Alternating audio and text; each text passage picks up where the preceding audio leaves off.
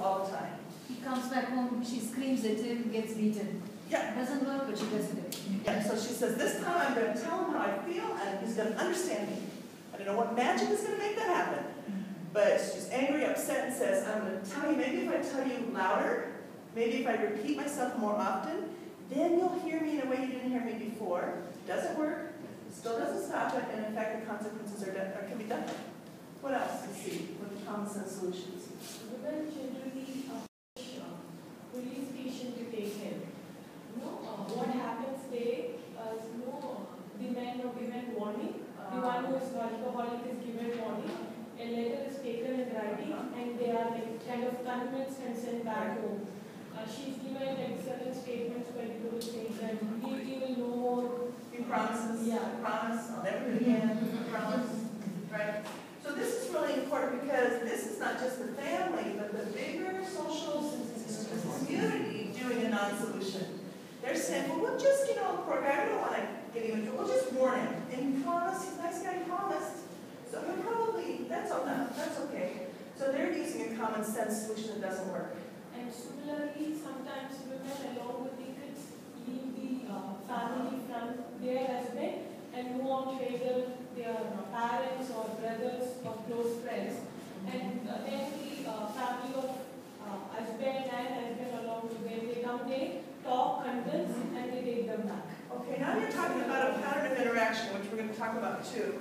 And Andre is going to talk a lot about domestic violence this afternoon, but you're talking about a pattern, right? So just to digress a minute, you've seen this pattern many times. So there's a blow up. Then there's distance, right? So the family says, forget it, we're out of here, I'm done.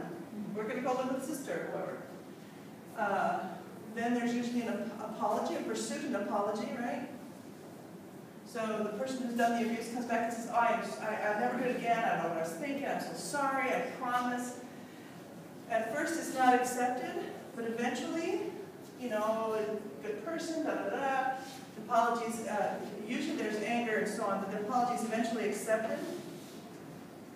Then there's a peace, a honeymoon. You get to go on another honeymoon. Everything's wonderful, and very kind, very generous, and it's better than ever, you're more in love than ever. The tension increases. Now, how many women do you know who then find a convenient time to trigger the anger?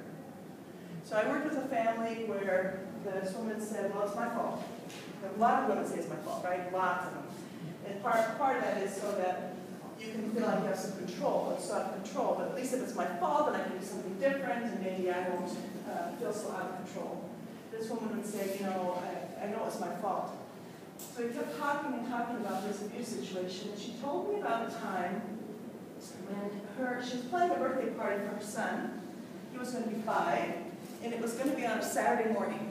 So she said, boy, the tension's pretty high right now. I think I'll trigger this on Friday night and get it out of the way. Because then on Saturday, he's going to be back over here by then. And my son will have a good birthday. Right? So I'm not saying that women always do that, or the person always says that, but you'll find a trigger. And the trigger will increase. And oftentimes with alcoholism, there's drinking right here, right? And the drinking comes when the tension increases prior to the trigger. So remember how I was telling you how I would listen for the footsteps? Right? So you know when the person who's going to be abusive, verbally, physically, sexually, you know that person is in this mood. Everybody knows, right? And that's when you lay low. Or you try to convince them by arguing, or you do something to try to get this to go away. But we usually know when that's going to happen, because they're just different. They're laying for it, they're watching for it. So one thing I would notice is the same thing that would not bother my father on Monday, the vacuum cleaner's in the hallway, he trips over it. No big deal.